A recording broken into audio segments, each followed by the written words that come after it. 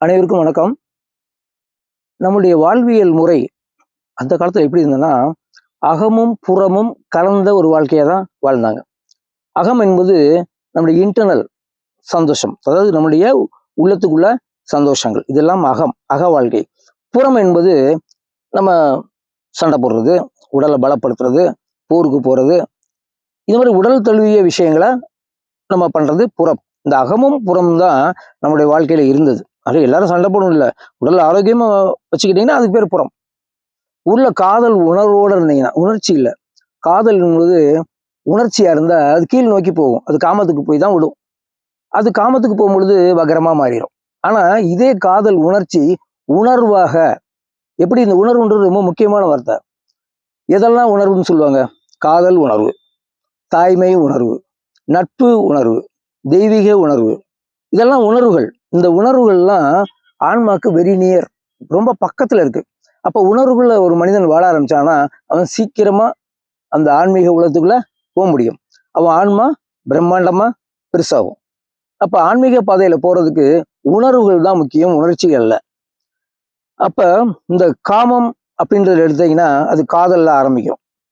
அந்த வயசுக்கு தகுந்த மாதிரியும் ஏற்படும். 14 வயசுல ஒரு மாற்றம், 18 வயசுல மாற்றம், 21 வயசுல மாற்றம். காதல் இல்லாம இல்லை. இறப்பு வரைக்கும் காதல் உண்டு உடம்புல. எல்லாம் வயசாயிடுச்சுலாம் அப்படிலாம் கிடையாது. சாகிற வரைக்கும் காதல் என்பது இருக்கும். காமம் வேணா குறையலாம், காதல் குறையாது. ஓகே. இந்த காதல்ல என்ன இருக்கணும் அப்படின்னா, அன்பு இருக்கணும், விட்டு கொடுக்கும் மனப்பான்மை இருக்கணும், உடல் கவர்ச்சி அழகா வச்சுக்கணும், அவ்வளவுதான். உடல் கவர்ச்சினா மேக்கப் போட்டு பண்றதுனால உடலை நம்ம ஆரோக்கியமா வச்சுக்கிட்டு இந்த காதல் உணர்வோட இருந்தா அது காமத்துக்கு போகாது. காமம் இருக்கும், அது அது கொடூரமான ஒரு காமமா மாறாது, இனிய உணர்வா மாறும். இந்த காதல் தான் ஒரு ஆன்மீக பயிற்சியா இருக்கும். அதனாலதான் காமத்தை என்ன சொல்றாங்க, காமத்திலிருந்து கடவுளுக்குலாம் மேல் ஓட்டமா ஓஷோ சொல்லுவார். காதலிலிருந்து காமத்திலிருந்து கடவுளுக்குன்னு சொல்லுவாங்க. காமத்திலிருந்து கடவுளுக்கு எப்படி? இந்த காமத்தை நீங்க காதலா மாத்தணும். காதலை உயர்ந்த நிலையில கொண்டு போனீங்கன்னா அது அதை கடந்து, காமத்தை கடந்து நம்ம போயிடலாம். ஆனா அந்த காதலை கீழ்த்தரமா உணர்ச்சியோட வச்சிருந்தோம்னா அது கீழ் நோக்கி போகும். கீழ் நோக்கி போறது எல்லாமே வேஸ்டா போயிடும், நமக்கு பயன்படாது. உடலை கெடுக்கும், மனதை கெடுக்கும், சமுதாயத்தை கெடுக்கும். ஆனா உங்க காதல் மேன்மையா இருந்தா, உணர்ச்சி இல்லாம உணர்வா இருந்தா, என் காதலன், என் மனைவி, என் கணவன், அதுவும் ஒரு காதல் தான். காதல்னா கல்யாணம் ஆகாம 2 பேருக்கு தான் காதல் கிடையாது. ஒரு கல்வியை காதலிக்கலாம், ஒரு மருத்துவத்தை காதலிக்கலாம், ஆரோக்கியத்தை காதலிக்கலாம், இந்த நிலத்தை காதலிக்கலாம், ஆகாயத்தை காதலிக்கலாம், இந்த பிரபஞ்சத்தை காதலிக்கலாம். இதெல்லாம் காதல். இந்த காதலை உயர்த்த உயர்த்த உங்களுடைய ஆன்மீக பயணம் வெகு சிறப்பாக இருக்கும். அப்ப காதலை நம்ம என்னவா மாற்றக்கூடாது, கீழ் நோக்கி பாயிற மாதிரி பண்ணக்கூடாது. அப்ப கீழ் நோக்கி பாயிறதுன்னா உணர்ச்சியா இருந்தா அது கீழ் நோக்கி பாயும். மேல் நோக்கி பாயினா நீங்க உணர்வா இருக்கணும். எப்படி தாய் தன் குழந்தைய பாக்குறாங்க, அது தாய்மை பற்று. ஓகே. தாய்மை உணர்ச்சி கிடையாது, தாய்மை உணர்வு. அதனாலதான் உணர்வுன்னு சொன்னாங்க. ஓகே. நாட்டுப்பற்று உணர்வு. உயிரே துச்சமா வச்சுதான் போருக்கு போறான், அவனோட உணர்வு இருக்கிறதுனாலதான். இப்ப கட்சியில உள்ளவங்களாம் உணர்வா? அவங்கெல்லாம் உணர்ச்சி. நான் இந்த கட்சி, நான் அந்த கட்சி, அது வந்து உணர்ச்சி. இது என் நாடு, என் நாடை நான் காப்பாற்றணும், என் மக்களை காப்பாற்றணும் அப்படின்னு போறதுக்கு பேரு உணர்வு. அங்க உயிர் பயமே கிடையாது, ஆதாயம் லாபம் அதெல்லாம் கிடையாது.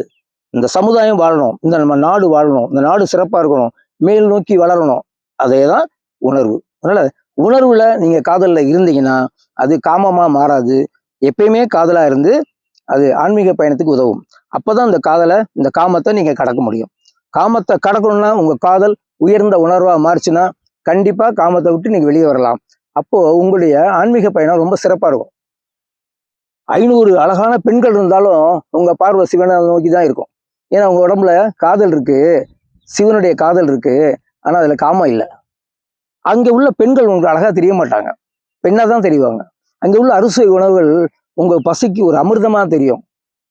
நாக்குக்கு சுவையே தெரியாது, நாக்குல சாப்பிட்டா சுவை, பசியில சாப்பிட்டீங்கன்னா உணர்வு. பசி உணர்வு, பசி உணர்ச்சி இல்லை, பசி உணர்வு. பசி உணர்வுக்கு தான் நம்ம சாப்பிடணும், பசியோட சுவைக்காக நம்ம சாப்பிடக்கூடாது. இப்படி எல்லாமே உணர்வு மேடிட்டு நம்மளோட செயல்களை செஞ்சா நம்ம காமத்திலிருந்து கடக்கலாம், இறைவனுடைய பணிக்கும் நம்மளை அர்ப்பணிக்கலாம். நம்முடைய ஆன்மா அதிகமா வளர்ந்து இறைவனோட நம்ம கலக்கிறதுக்கு ரொம்ப அருமையான சூழ்நிலை வளர்க்கும். நம்ம செய்ய வேண்டியது உணர்ச்சியை விட்டு உணர்வுகளுக்கு வர வேண்டியது. நன்றி.